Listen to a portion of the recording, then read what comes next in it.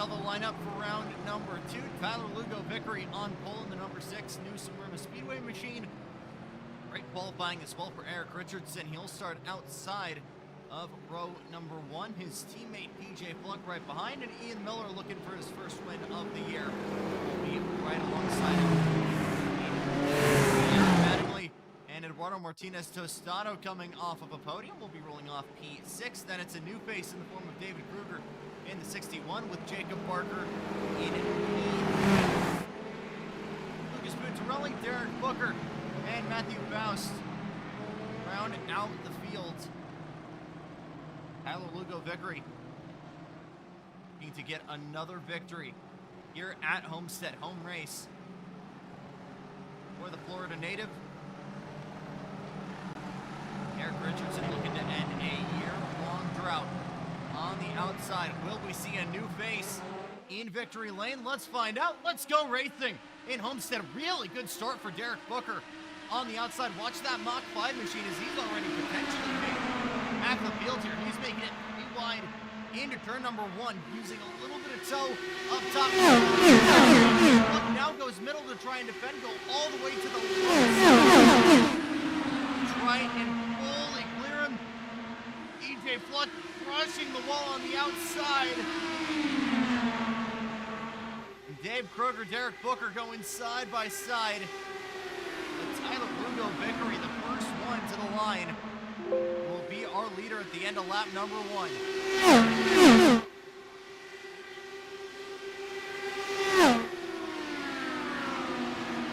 Ian Miller gaining 3 positions at the start. He'll drop back 1 for the first time. As Richardson gets back to that P2 spot. Tostado looking for back-to-back podiums. Jacob Parker's got other plans though. He tried to make it stick on the inside, had the arrow wash. On the back straightaway. We have done a single file running very quickly.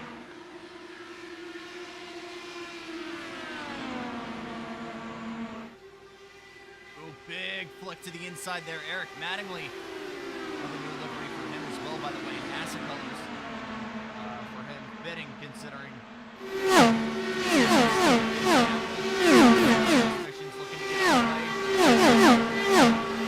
The fight is on. Derek Booker chucking it into turn number 3. Just further back, Brooks. Puntaralli trying to go with him. That Lucas Oil Robert Wickens tribute. Go inside as well. As Mattingly continues to bleed speed.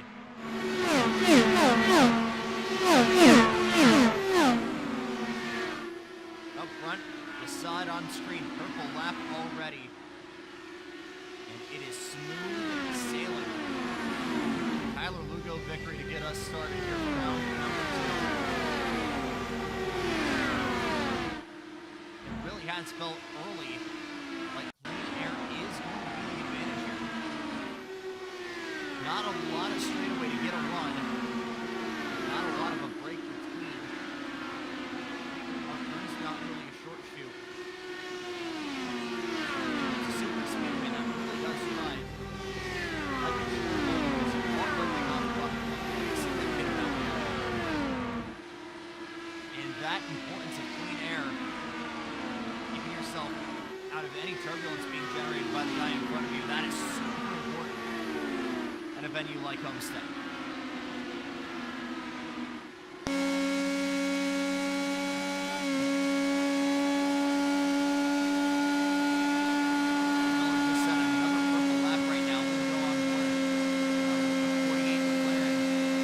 He tries to close that gap. Eric Richardson.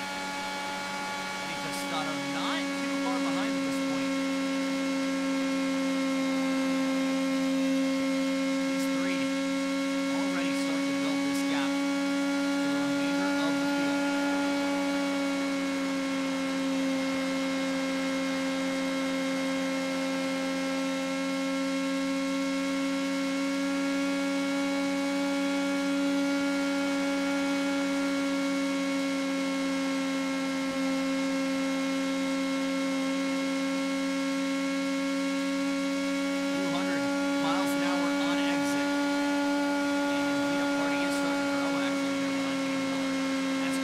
Stato and Fluck, it looks like. Even the little crutch and Jacob Parker, you see second to mine there. Behind the Stato.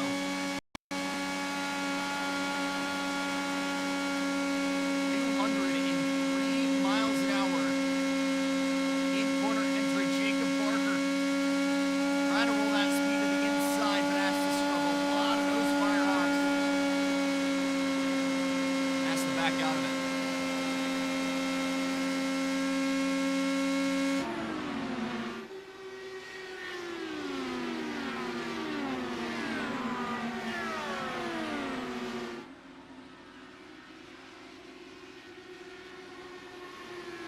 Pick up this battle here as continue to see Jacob Parker trying to make it work down low. Rough start to his Wednesday night dash season. As the pace has been there, but just on track has managed to find a significant amount of bad luck. Cars around him, he's trying his luck in the upper wheelers. He's fighting for a podium position here inside of Eddie Martinez. Has the nose fully ahead. There's still some heat in that Visa Cash App machine.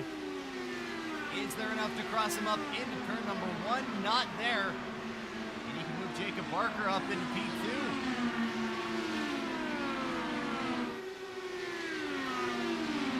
Eric Parker looking to continue that forward momentum for the back. You just saw him behind your screen there. P7 overall. Battling to be done here for our bottom spot on the podium. Up front, the battle for P2 continues to start and develop as well. Ian Miller just now able to clear. Look how close Eric Richardson was to the outside of turn number 3, able to gather it back up.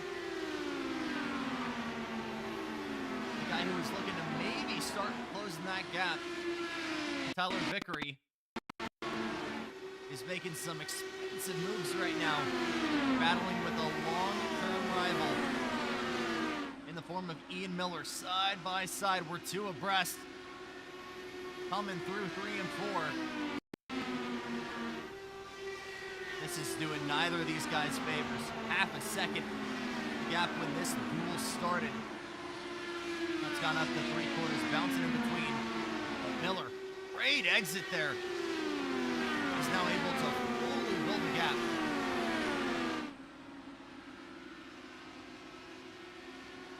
Could be on target once again for a one-stopper if we stay green.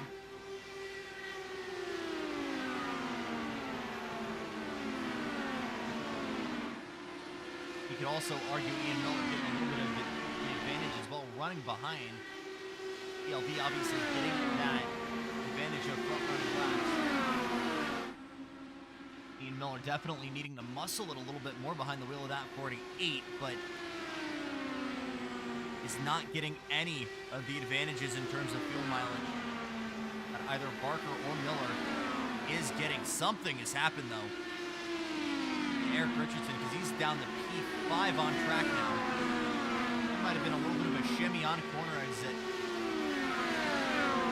It's looking like both Jacob Parker and Eddie Martinez have cleared him.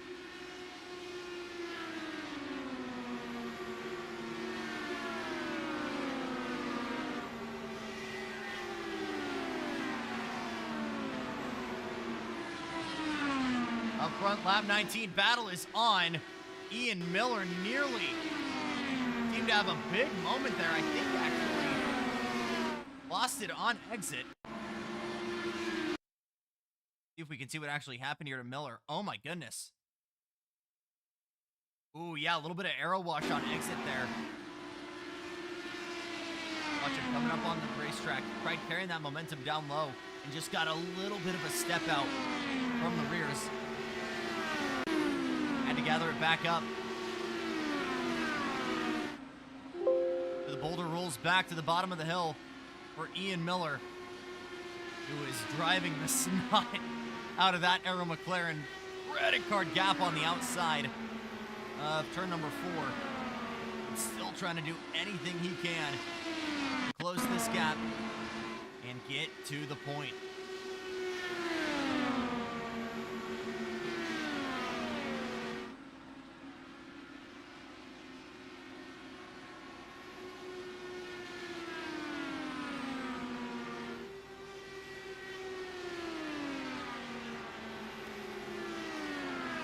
these IR18s right on limit as well in terms of aerodynamic grip. Mile and a half this Homestead-Miami track. That is essentially right on that limit of what you're allowed to run before you go over to the shorter, to the larger wings, providing far more downforces. Derek Booker looks like he's got trouble to the Mach 5 nose cone fully off, as well as that right front suspension. No full course yellow, but clearly something we missed there. And a quick stop go as well for Eric Mattingly. Not entirely sure why that was the case. And here we go, battle for the lead. And Miller looks like he's gotten the nose fully out in front into turn number 1. Vickery tried ripping the top. Now we'll try the crossover. And at the same wiggle on exit, that is exactly what affected Ian Miller. Nearly had him caught out. That'll allow Miller this time to totally run away with it. Now here comes Jacob Barker. Cars are loose coming out of turn number 2. And Miller might try it again here because Barker sent it on the inside. Oh man, and you see it again, a little bit of a sidestep. But Vickery trying to fight back down low into 3 and 4. A little bit of a block attempt there from Barker. He's got that on lock for the runner-up position. And 2.5 seconds to go here. Between Miller and Barker as we are a quarter of the way home, lap number 26. And for the first time, a brand new leader in the form of Ian Miller.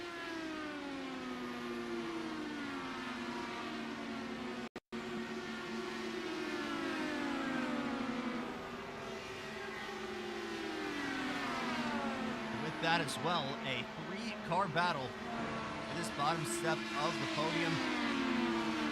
Jacob Barker, Tyler Lugo, Vickery, and Eddie Martinez in the fight a little bit further back. Eric Richardson trying to gather it back up and join the fray as well. Again, these Indy cars have been a handful so far tonight. You've seen a couple of guys nearly going into the wall. Heck, you've seen even more actually get into the wall. Both Mattingly, I think, with a brush on the outside. You saw service on his right side suspension. And Derek Booker, who is back on track in the number 5, definitely looked a little bit worse for wear for his trip into pit lane as well. Don't want to go too long without mentioning it, but we welcome as well a new face, David Kruger, running the 61.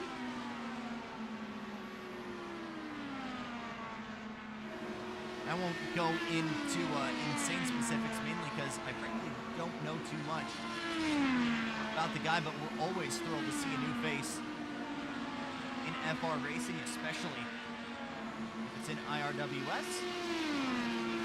Solidly in the mid-pack on IRWS debut, not bad.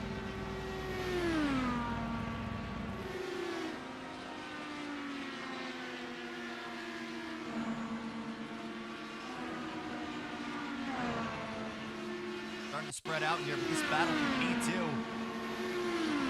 continuing to develop. Oh man, and you just saw it there. Vickery really high on entry, still trying to roll down momentum on the exit into the back straightaway. It's just not been able to find anything so far.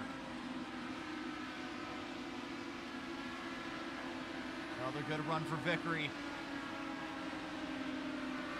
Almost into the back of Barker. Now we'll send it to the inside. You can try the crossover if you're Barker, but you gotta whack the tightrope so careful. Actually stayed in line, didn't go down low. Now gives it a try into turn number 3. There's a little bit more banking in 3 and 4. And that is exactly how Tyler Lugo Vickery is able to hold on to that runner-up spot. That battle's wrapped up. Another one's starting to brew here for P4. Oh, you just saw Tostado on the outside there. Richardson trying to take away P4. Not able to get there just yet. Castroneves line from Richardson. A little bit of a side draft, still maximizing the downforce, keeping that inner front wing element in clean air. How's that working for him? Keeping it right there with him. Tostado is not the same driver that left us at the end of 2025. He has evolved into a threat. Look at this crossover on the exit. Credit card gap between himself and Eric Richardson. He's driving fangs out. Both of these guys, I think, overdriving into the wall. Richardson with a heck of a lick. Martinez, it looked like, had it a little bit better. That might be significant damage to both of these guys.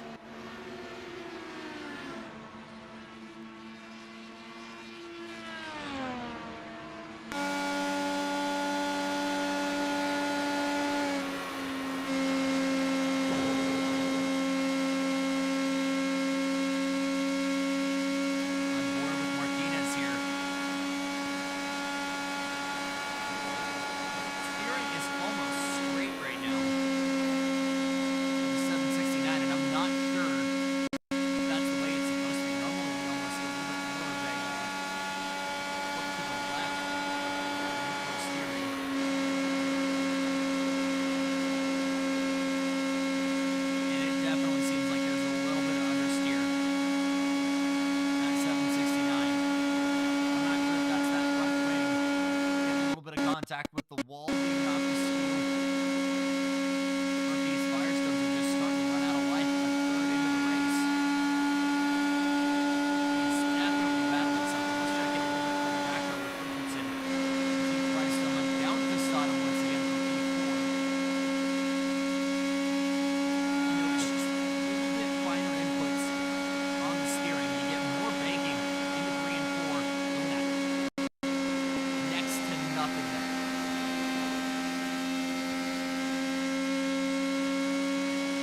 Exactly what we look for in fast cars for the qualifying league in the 500. Exactly what we're seeing here as well. What we see, expect a little bit more colder thrown in 1 and 2 is again relatively just a smidge more flat. Here you can let Isaac Newton's paperwork do all of the turning for you.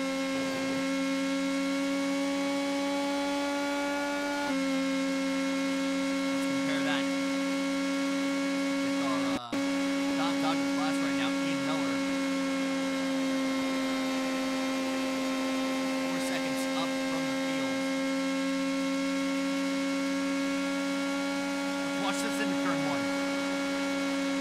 Oh my goodness.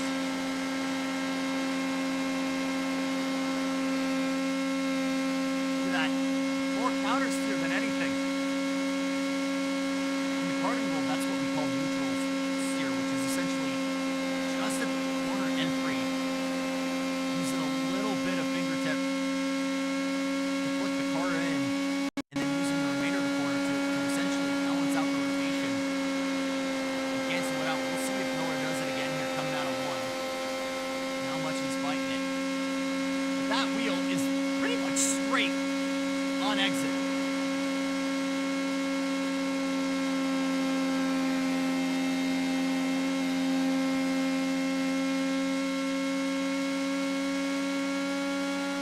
And again, for everyone watching at home that hasn't done sim racing, hasn't done performance driving, I know this looks easy.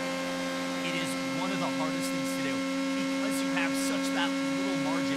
If there's just too much steering one way, you steer left too much, you're absolutely sliding into the wall. You're oversteering the car, you're swapping ends, you're backing into the wall. Too little, and the front end's gonna wash out and you're just gonna go understeer, plowing into the outside. The 200-mile-an-hour tightrope walk, as described by Helio Castroneves, very much in effect right now.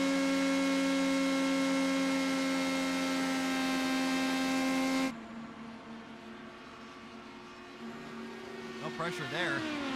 And in my rambling, we have missed the pass on track because Eric Richardson, once again, looks like he's cleared Martinez, who is actually coming into pits. Oh, big trouble! Stato, four-wheel slide on pit entry.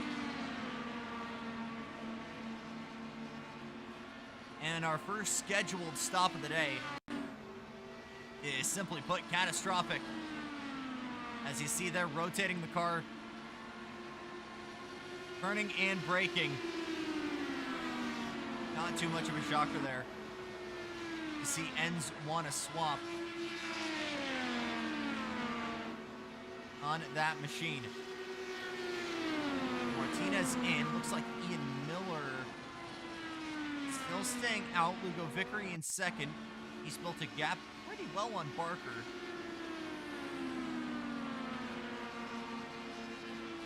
Eric Richardson out on his own.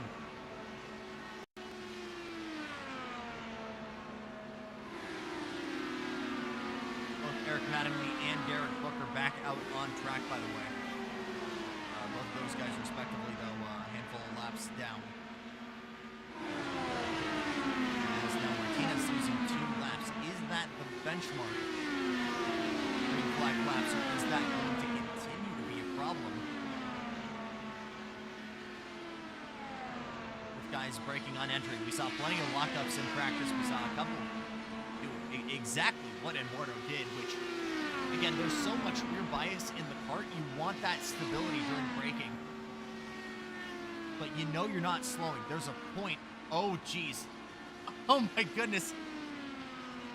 Was that a late commitment from...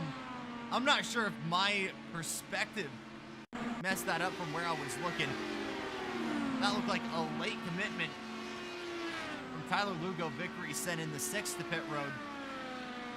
Let's see it. It was definitely loosey-goosey. And there it is again, locking up the rears. Go to car control from TLV, at least able to keep that rear axle behind him. These guys are still on the absolute limit right now.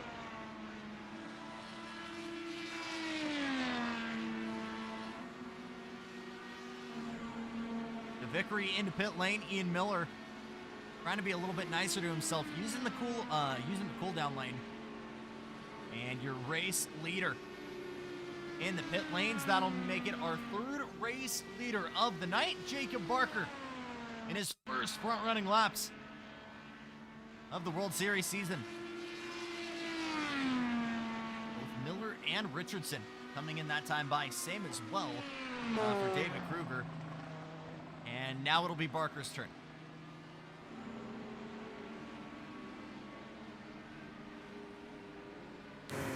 Again, you got to be at the speed limit before you hit that line. You only see the motor up actually as he was in 3rd gear, locked the rear axle up a little bit. And here we go. Execution here, absolutely paramount. Oh, that might be a little bit offline. You see him having to grab reverse to get fully in his spot. Now gets on the jack.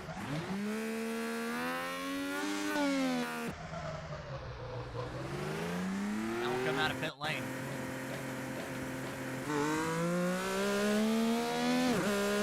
Full Firestones now.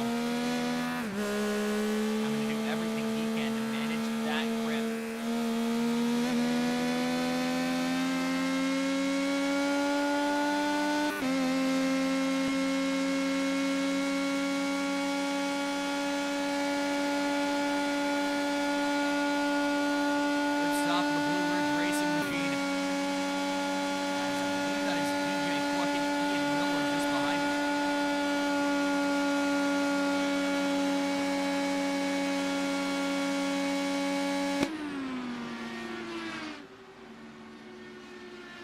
Fluck now coming in, and Ian Miller will indeed cycle back out as your race leader, just over halfway home here from Homestead-Miami.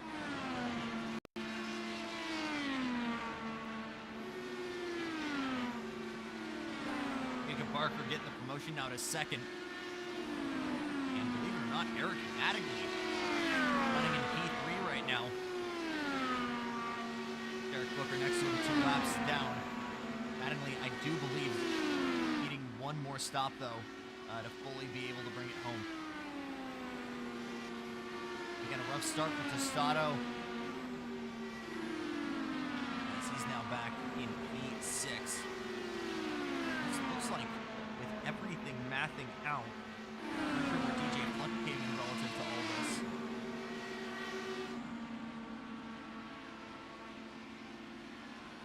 Back out on track. This looks to net out with Richardson now being on the podium.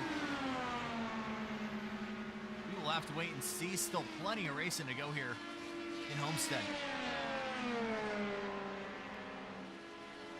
Doing a slowing. DJ Fluck, what's going on here?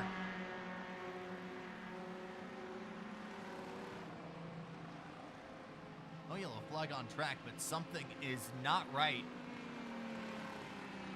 In the 88 for DJ Fluck.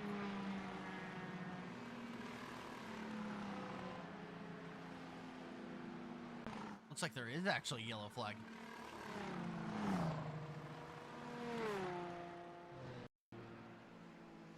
So our first yellow flag of the day. Apologies for that miscommunication. ATVO not wanting to cooperate with me this evening.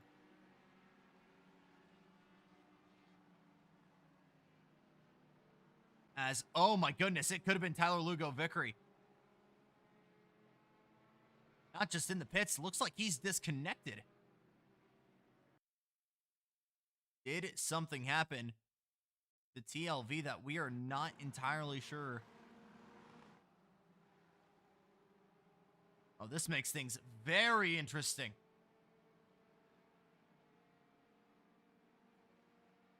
All right, folks, we'll look to get some answers for you and step aside here, but we will be back in just a moment for the return of the green flag from Homestead-Miami.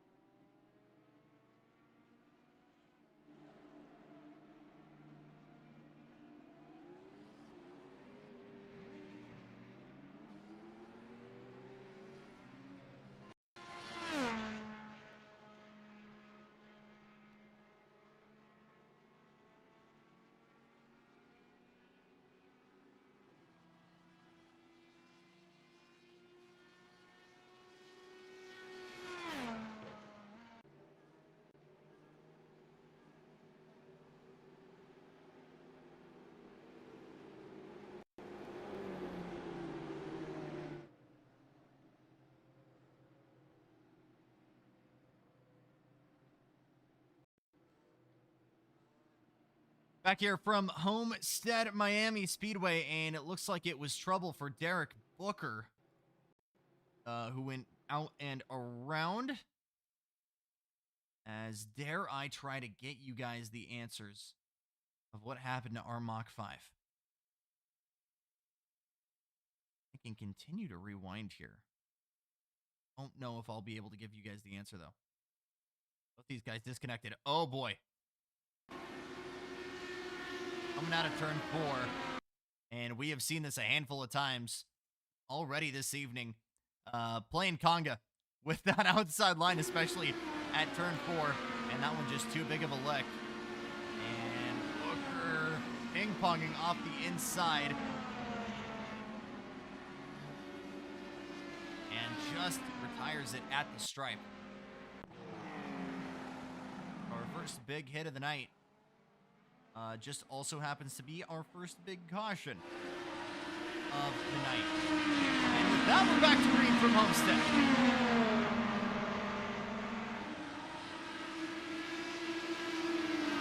Miller still your race leader. That could change very quickly. Though, look at Jacob Barker. Gonna send it high into turn number 3. Is there enough momentum in the 2? We know the grip is up there. But can he make it stick? He's got enough to keep it in contention. 2 by 2 coming across the stripe. And the comfort becomes a walk of the tightrope now, because we know how loose it is on exit. Barker able to keep the 4 wheels under. Miller still your leader. And they're going to continue to go at it. Now Barker goes in line. Richardson in 3rd, then it's Tostado and Kruger dueling for it a little bit further behind as well. And with 40 laps to go, now 38, this yellow has been a kick in the pants for not just Barker, but Richardson, Martinez, Tostado, the new guy, David Kruger. This could be anyone's race. And no one more right now for Jacob Barker, who continues to slave away on the outside line, trying to make that crossover work. Miller continuing to block down low, not giving him enough space to go to the white line. And Barker says that is fine by me for the time being. Trying to use a little bit of side draft now.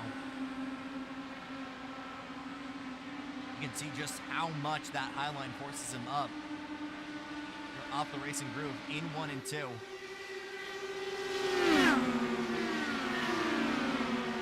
This battle is far from over.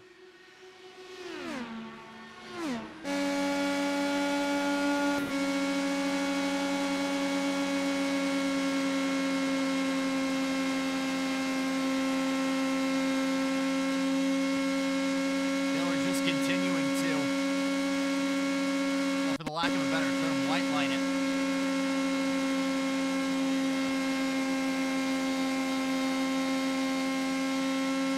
Further back, Paraduel starting to develop further back. That might have been a huge yellow, by the way, for Eric Madigan. Is that might let him save just a little bit extra gas to take it to the checkered flag. We'll have to wait and see.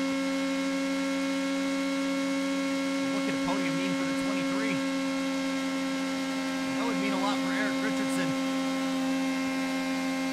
The IRWS showrunner 3rd right now.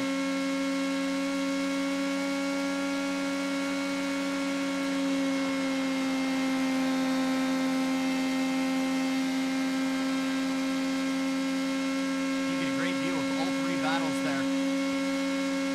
Just behind Jacob Barker, Richardson and Mattingly going at it. And just behind them, starts at the top of your screen now.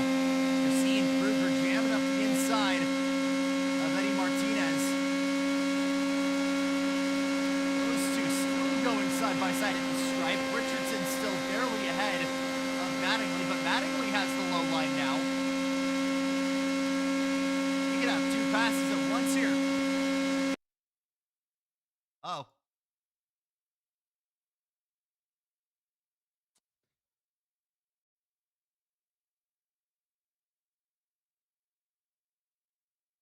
We'll be right back.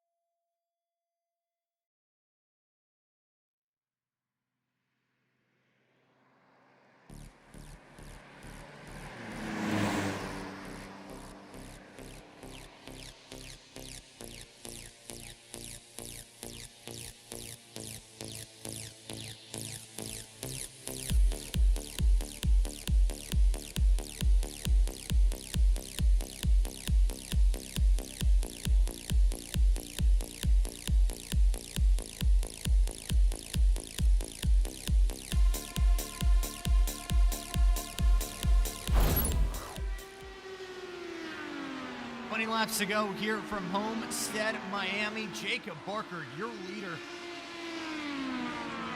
half a second of advantage over Ian Miller. Let's check in on those battles further back.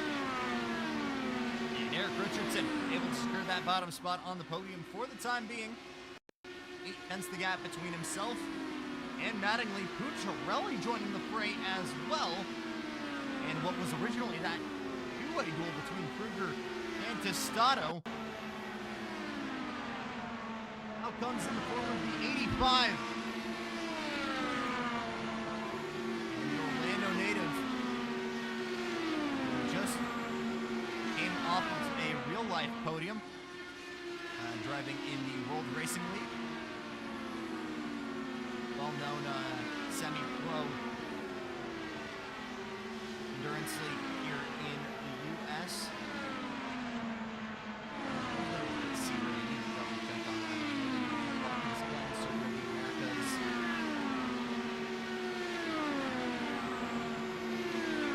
We've seen a lot of the really big names in karting get the opportunity to go and run endurance racing there as well.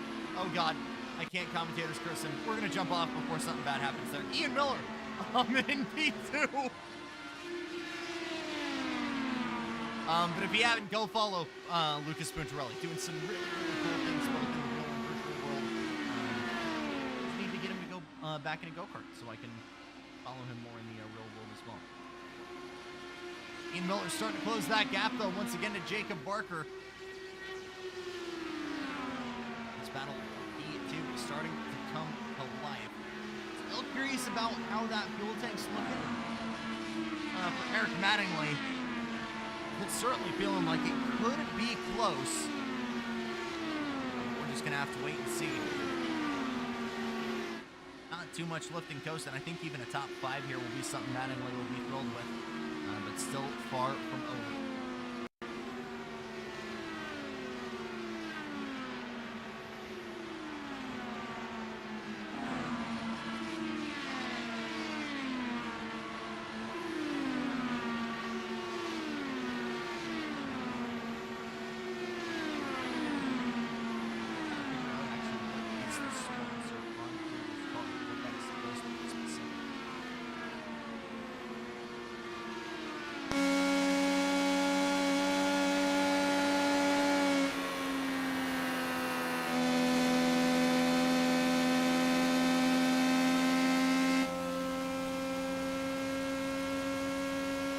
Guys of Dave right now trying to give chase to Puntaralli.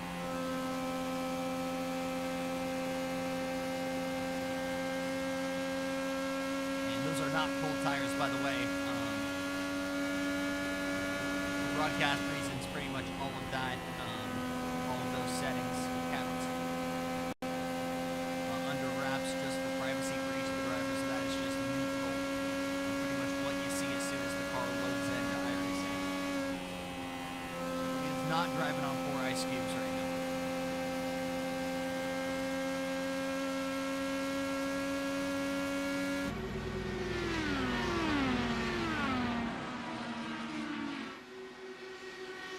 Ian Miller was looking close to maybe closing that gap, and that is now not looking like the case.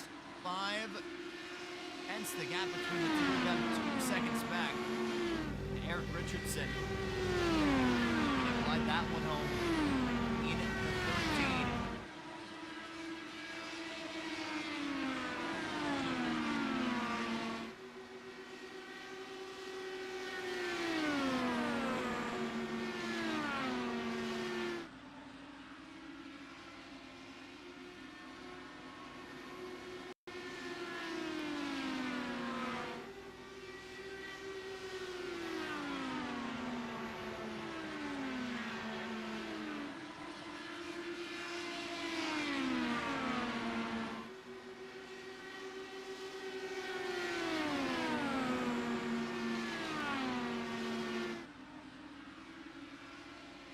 Rough start to the season for Jacob Barker, P9 in Phoenix. And don't even think I can tell you the last time he was on the podium in an IndyCar. Over last year, that was when we were at Indy, actually, for the Hoosier 250.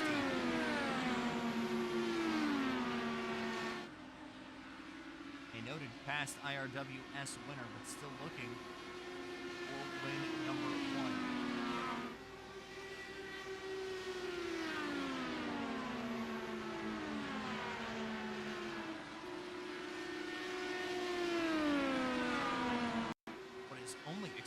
What is actually only start number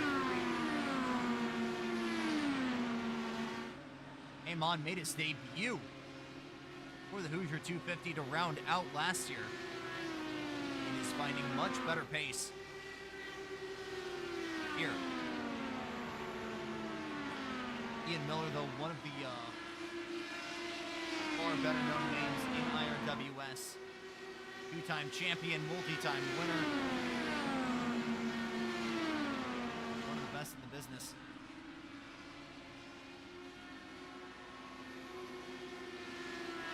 Looking to potentially bring it home and be the upset here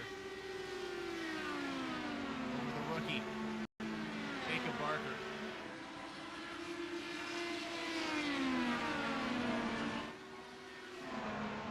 The back will check back in one more time. With Dave Kruger, you've got DJ Fluck just behind as well. At 88, Simply Safe Machine, in this 8-car battle. E5 to P7. This is something small for Eddie Martinez because he's now 2 laps down. Out the pace now. There was something we missed there.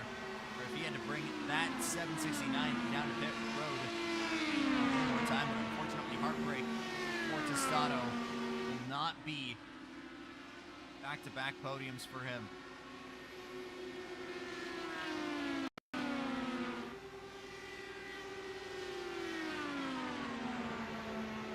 It's 7.5 miles to go for Jacob Barker in the Turtle Beach 2.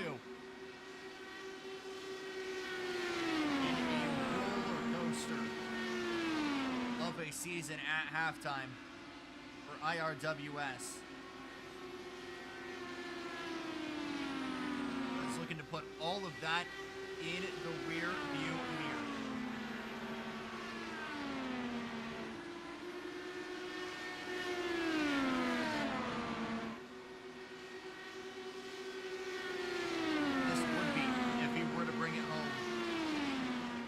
Best FR Racing finish across Wednesday Night Dash and IRWS. 3 runner-up finishes to this point.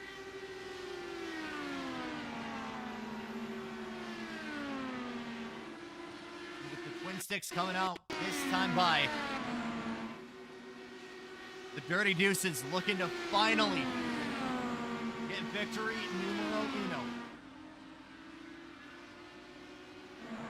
Back, Puntaralli dropping. Made some kind of mistake. DJ Fluck able to rock it on by, though, for P6. Both of these guys not too far behind David Kruger, who works his way into the top 5. Solid race number 1. But it's looking to be an even better race number 3. And Jacob Barker is 4 corners away from World Series immortality.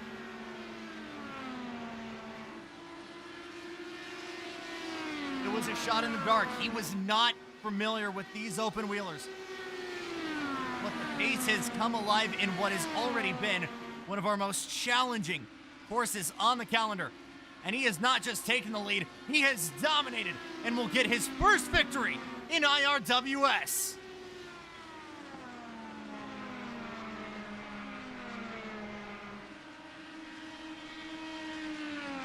And it was no easy feat either. One of the best in the business, the 2-time champ, Ian Miller. Pride reeling him in. One of the longtime veterans, Eric Richardson, was right there as well. But a Tuesday night in Homestead-Miami was destined to belong to the Deuces. And for the first time, whether it's in a stock car or an open wheeler, Barker's gonna burn it down.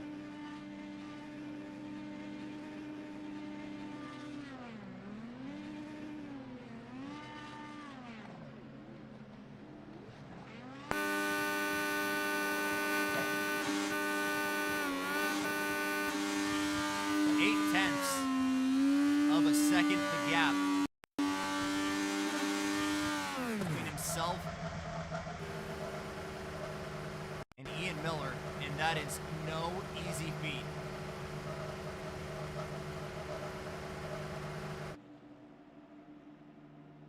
We'll start to load him up here for your podium interviews, but let's get started here and go through your grid. Jacob Barker, win number 1, podium number 2.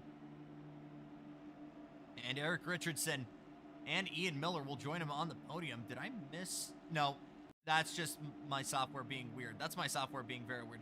That's because it's the starting grid, Lambros. You need to figure things out. Let's try that again. Your results. And Jacob Barker going to go from pole to victory with Ian Miller, Eric Richardson joining him on the podium. Eric Mattingly able to salvage it home after an early pit for P4. David Kruger, P5 on debut. Then it's DJ Fluck, Lucas Puntaralli in 7th. Eduardo Martinez Tostado, a handful of laps down with Derek Booker and TLV both getting DNFs to round out round number 2. What a race. And let's hear from him, starting with our 3rd place finisher and IRWS showrunner, Eric Richardson. A P3 for you here in Homestead, but you certainly had to fight for it there with Mattingly and company. Eric, talk to me about that closing battle behind the wheel of the 13. Yeah, that was a lot of fun. I really enjoyed that. Really just trying to manipulate the hybrid there off exits to try to maintain that high side and momentum. First real super we've done with the hybrid system, and in real life, I feel like the drivers have been bugged enough with this question. I'll get to throw it to you now for the first time. How weird has it been driving with the hybrid? Does it feel like it adds something to the battles, or is it more of a nuisance having that extra weight on the rear axle? For me, I think it's just kind of situational and track dependent. I was using it a lot tonight just to try to drag that rear end to help it turn. And then really trying to deploy when in a battle. I think I got it working. There we go. Apologies for that. But phenomenal drive for you, Eric. Anyone you want to thank here for this podium? Just thanks to all the guys that keep coming out and helping us put this on and just having a good time on a Tuesday night. That's P3, Eric Richardson. Will move on to your 2-time champ and P2 on track, the 48 of Ian Miller. Ian, I know there's maybe a little bit of frustration behind the wheel of the 48, but you were definitely making it look fun for us here at home. Talk to me about that battle for the lead. I mean, yeah, that was a lot of fun. Through the first stint, once I got through the field, I was pulling away, so I expected the second stint to, end much the same way. I thought I'd figured out the rhythm of the hybrid system enough to pull out a little extra on the field, and Jacob proved me wrong. So yeah, can't be too mad about that. But I defended well. Eventually, I made a mistake in where I decided to regen, and that gave him enough overspeed to get around. And once he chopped my nose off, and I was in the dirty air, there just wasn't much I could do. Still a pair of very solid results here. You combine Phoenix and Homestead, pretty much our only driver to have a pair of top 5s to start the season. How nice is it to start the season off like this and not being on the back foot, constantly playing catch up? Well, I don't know where my position is in the standings at the moment, so it's hard to say whether or not I am on the back foot. No, I mean it feels good. I took a couple of seasons off dealing with some life stuff, and to come back and represent well after not running ovals and not running IndyCars, for the past 6 months or so, it feels good. Really stoked to have you back. Great drive, Ian. Yeah, thank you. And the night is going to belong to the number 2, the guy we know is the number 12 in the stock cars, but victory number 1 for number 2 for us, Jacob Barker. A phenomenal drive, my friend, and you're not only able to beat the best guy, one of the best guys in the business, but come away and put a sizable gap on him in the closing stanzas. I'll start with this. Win number 1 here in the IndyCars. Describe that emotion to me. Well, win number 1 anywhere is pretty cool. And get one number one overall for myself here at F4 is pretty special. Never thought it would come in the IndyCar. Would obviously thought it would come in the stock car, but obviously we've had some bad luck come our way this season and last season and a couple of the races. But it is what it is, and we're here now. Just trying to prove that we belong here. Like I told you numerous times, us at BRR, not only myself, but us at BRR want to prove that we belong here and want to do our best. I think you guys have already absolutely done that in the Wednesday Night Dash side of things. But for you to come out and flex this muscle and show your variety of skills behind the wheel, how much of a confidence booster is it not just to get the win here, but to show your pace across both series? It's honestly, it's a huge confidence booster. It's like I've said, I've talked about it numerous times how bad the luck has gone our way, and this is a good shot in the arm for us, for not only for IRWS, but for myself personally. It gives me a lot more confidence for tomorrow for Phoenix, for WND. Granted, it's two different cars, but I feel pretty confident about Phoenix as well. We'll have to see how that goes, but to show versatility is one of the hardest things to do in racing, but also personal lives as well. But it feels really great to show that I can have that versatility as well. Who do you want to thank for this victory? Obviously, the boys at SMR and BR, Colton for being one of the best crew chiefs I could ask for, as well as Braden, kind of returning the favor from last Wednesday night when we were able to kind of gamble for him to get the win.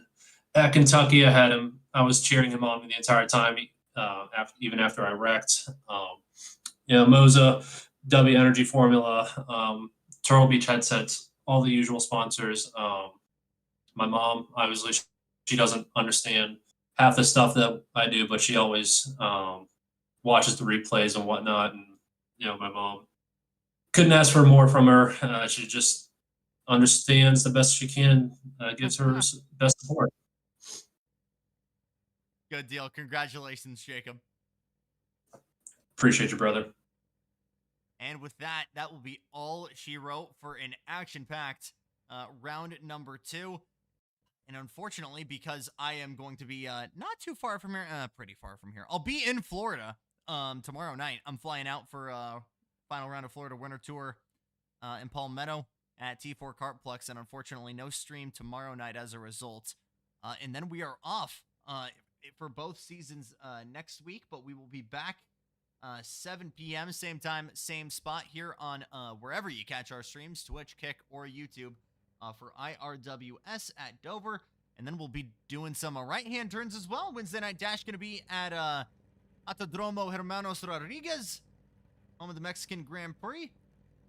Could be a good pair of races, but we'll stick a pin in it for now and send you guys on your way for a Tuesday night. We thank you so much, though, as always, for making your Tuesday and Wednesday nights a part of ours and a little bit of our tradition shared with yours. For everyone here at Wednesday Night Dash, IRWS and Stadium Scene TV, I've been Jackson Lambros, thanking you so much for watching, and congratulations one more time to your winner, Jacob Barker.